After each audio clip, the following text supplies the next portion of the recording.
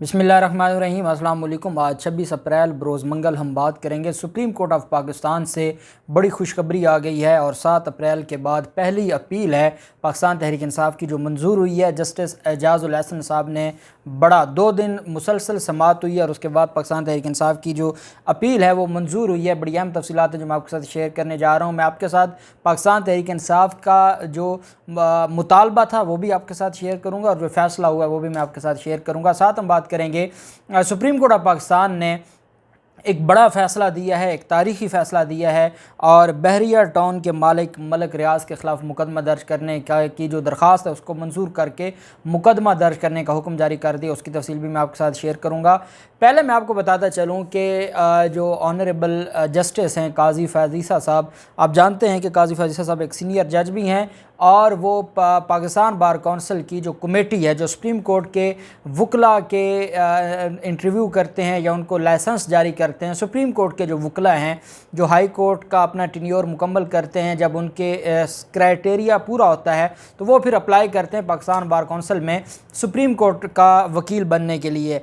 और supreme court की फिर पाकिस्तान बार काउंसिल की इनरोलमेंट कमेटी होती है जिसमें सिटिंग जज जो सीनियर जज होता है वो उसका हेड होता है और वो बाकायदा इंटरव्यू करते हैं और इंटरव्यू करने के बाद फिर जो रिक्वायरमेंट्स हैं वो सारी की सारी पूरी करने के बाद, इंटरव्यू पास करने के बाद सुप्रीम कोर्ट ऑफ पाकिस्तान का लाइसेंस मिलता है।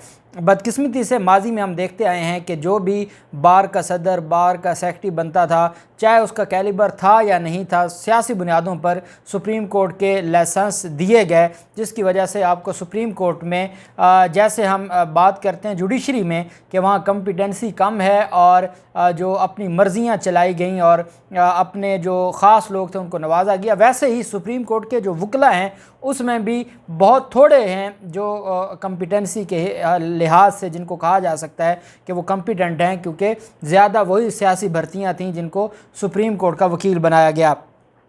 काजी फैज़ ईसा साहब उस पाकिस्तान बार काउंसिल की इनरोलमेंट कमेटी के हेड थे, सरबराह थे और यही वो कमेटी है जिसने शौकत अज़ीज़ सिद्दीकी को सुप्रीम कोर्ट का उनका लाइसेंस बहाल किया था। आप जानते हैं कि उनको ओहदे से हटा दिया गया था और उनकी पिटीशन सुप्रीम कोर्ट में पेंडिंग है। उनका टेन्योर भी ख़त्म हो गया था तो उन्होंने दरख्वास्त दी थी कि मेरा बतौर वकील जो लाइसेंस है वो बहाल किया जाए।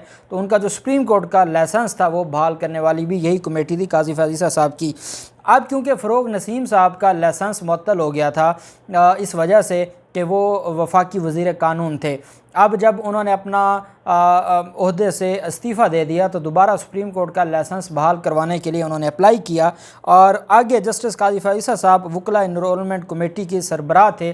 जब दरख्वास्त दी गई फ़रोग़ नसीम साहब की तरफ से तो उन्होंने साथ एतराज़ भी उठाया और एतराज़ ये किया कि जस्टिस काजी फैज़ ईसा साहब जानिबदार हैं और मुझे नहीं उम्मीद कि वो मेरा लाइसेंस बहाल करेंगे। इस वजह से मैं चाहता हूँ कि मेरे ख़िलाफ़ जो कमेटी मेरे केस को देखेगी पाकिस्तान बार काउंसिल में उसमें काजी फैज़ ईसा साहब न बैठें। काजी फैज़ ईसा साहब ने लाइसेंस बहाली का जो मामला था उसमें जो उससे दस्तबरदार हो गए हैं, अपना ओहदा जो पाकिस्तान बार काउंसिल की इनरोलमेंट कमेटी का ओहदा था वो छोड़ दिया।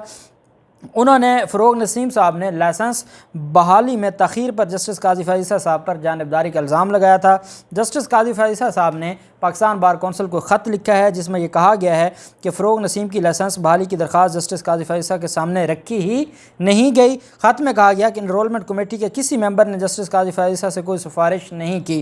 फ़रोग़ नसीम ने जस्टिस काजी फैज़ ईसा पर बतौर चेयरमैन वकला इनरोलमेंट कमेटी जानिबदारी का इल्ज़ाम लगाया है। ख़त के मुताबिक फ़रोग़ नसीम ने इल्ज़ाम आयद किया कि 8 अप्रैल को लाइसेंस बहाली की दरख्वास्त दी, ताहम बदनीयती के बायस मंजूर नहीं की गई।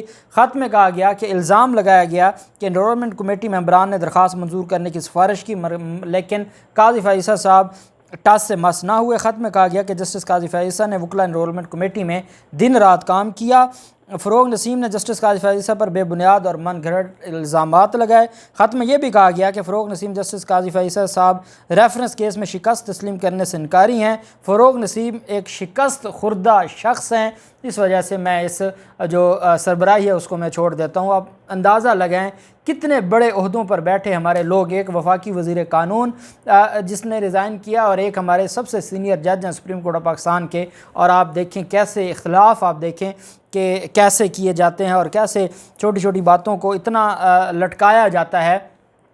सब्र, हौसला, जिन ओहदों पर आज जब बात हो रही थी तो बार बार जो ऑनरेबल एडवोकेट जनरल पंजाब में वो चीफ़ जस्टिस अमीर भट्टी साहब को यही कह रहे थे कि हुजूर थोड़ा सा हौसला करें, सब्र करें।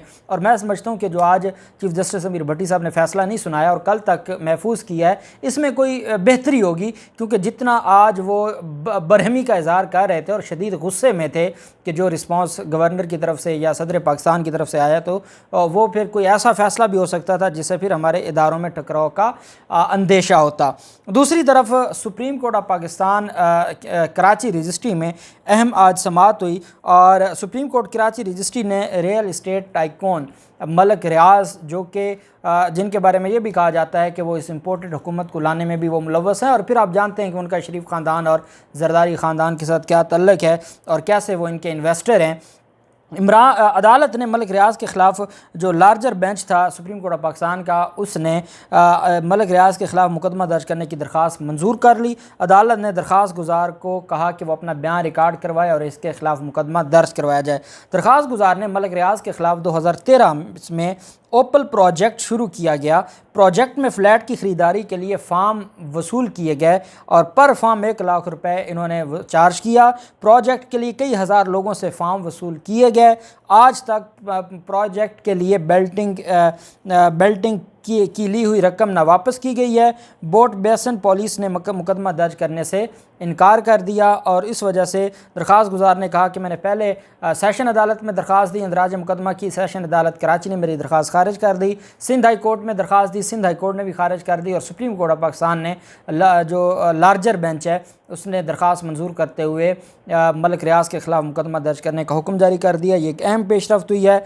अब हम आ जाते हैं सुप्रीम कोर्ट ऑफ पाकिस्तान की तरफ से जो रिलीफ मिला है पाकिस्तान तहरीक इंसाफ को। आप जानते हैं कि पाकिस्तान तहरीक इंसाफ ने हल्का बंदियाँ चैलेंज की थी इलेक्शन कमीशन की और ये कहा था कि ये इलेक्शन कमीशन की बदनीयती है। इलेक्शन कमीशन जानबूझ के इलेक्शन को पोस्टपोन करना चाहते हैं, वो इल्तवा में और मौखर करना चाहते हैं, जिसकी वजह से उन्होंने पहले हल्का बंदियाँ शुरू कर दी और फिर उसके बाद इलेक्शन का टाइम देंगे। इसको चैलेंज किया गया था पाकिस्तान तहरीक इंसाफ की तरफ से और रजिस्ट्रार सुप्रीम कोर्ट ने इतराज़ लगा दिया था। उन्होंने कहा था कि जो मुतल्लिका फोरम है आप वहाँ पर नहीं गए, इस वजह से डायरेक्ट आप 1843 के तहत दरख्वास्त नहीं दायर कर सकते। ये असद उमर जो कि जनरल सेक्रेटरी हैं पाकिस्तान तहरीक इंसाफ के, उनकी तरफ से दरख्वास्त दायर की गई थी और उस पर फिर जब रजिस्ट्रार साहब ने इनकी दरख्वास्त वापस मुस्तरद कर दी और वापस कर दी तो रजिस्ट्रार ऑफिस के एतराज़ात के ख़िलाफ़ अपील दायर की थी पाकिस्तान तहरीक इंसाफ ने। अब जो इनकी तरफ से मौक़िफ़ लिया गया था और जो प्रेयर मैं आपको पढ़ के सुना देता हूँ। फैसल फरीद साहब हैं, फैसल फरीद एडवोकेट हैं सुप्रीम कोर्ट ऑफ पाकिस्तान के, वो वकील थे असद उमर के। उनकी तरफ से ये कहा गया कि in the view of the aforementioned facts and peculiar circumstances, ये प्रेयर मैं आपको पढ़ के सुना रहा हूँ। जो पिटिशन थी वो नहीं, आखिर में जो प्रेयर है उसमें कहा गया कि it is humbly prayed that instant petition act में kindly be accepted and direction be pass to the respondents through the following effects.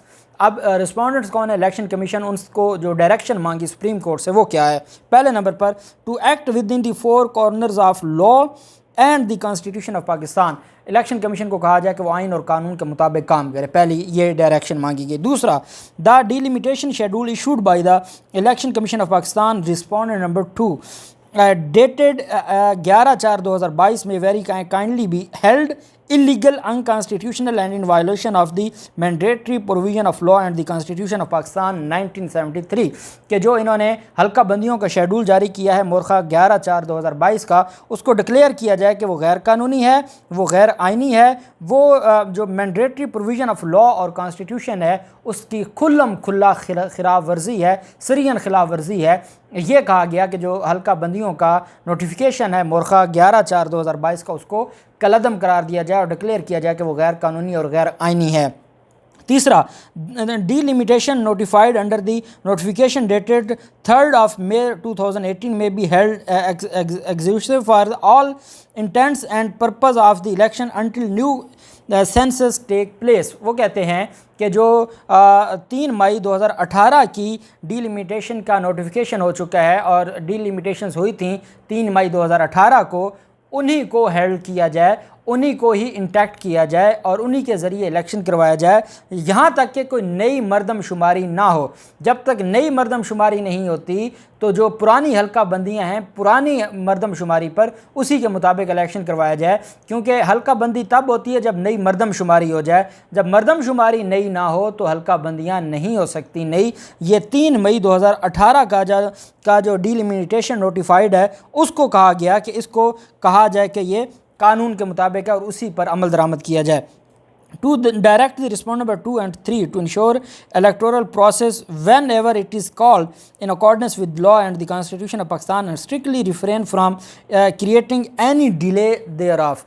इनको कहा जाए कि जब भी इलेक्शन अनाउंस होता है तो ये आइन और कानून के मुताबिक जो इलेक्शन करवाएं और किसी तरह का डिले और जो डिलेइंग टैक्टिक्स हैं वो इस्तेमाल न करें। इलेक्शन कमीशन को ये कहा गया है, सुप्रीम कोर्ट से ये इल्तजा की गई, प्रेयर की गई और लास्ट पे था एनी अदर रिलीफ, वो जो आखिरी प्रेयर होती है कि कोई और रिलीफ अगर अदालत बेहतर समझती है वो भी अनायत करे।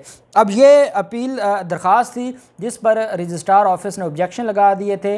ऑब्जेक्शन रजिस्ट्रार ऑफिस के ऑब्जेक्शंस के ख़िलाफ़ पाकिस्तान तहरीक इंसाफ ने चैम्बर अपील फ़ाइल की थी। जस्टिस एजाज़ उल एहसन साहब ने मुसलसल 2 दिन समाअत की, 25 और 26 फ़ैब को, और 2 दिन की समाअत के बाद जो जस्टिस एजाज़ उल एहसन साहब हैं उन्होंने जो अपील है रजिस्ट्रार ऑफिस के एतराज़ात के ख़िलाफ़ पाकिस्तान तहरीक इंसाफ की उसको मंजूर किया।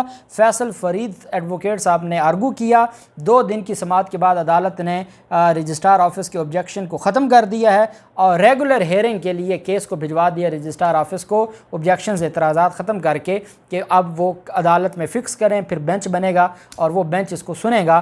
तो अब जो पाकिस्तान तहरीक इंसाफ की दरख्वास्त है और जो रजिस्ट्रार ऑफिस के के एतराज़ात थे उसके ख़िलाफ़ अपील जस्टिस एजाज़ उल एहसन साहब ने मंजूर कर ली और मुझे लग रहा है कि ये ईद के बाद, अब ईद से पहले तो मुश्किल है, ईद के बाद ये भी जो दरख्वास्त है ये भी हेयरिंग इस पर भी फ़िक्स कर दी जाएगी। और ये बड़ी अहम दरख्वास्त है और ये ज़रूरी थी कि सुप्रीम कोर्ट में विद इन टाइम पहुंचा जाए ताकि इलेक्शन कमीशन के ऊपर एक चेक एंड बैलेंस रहे।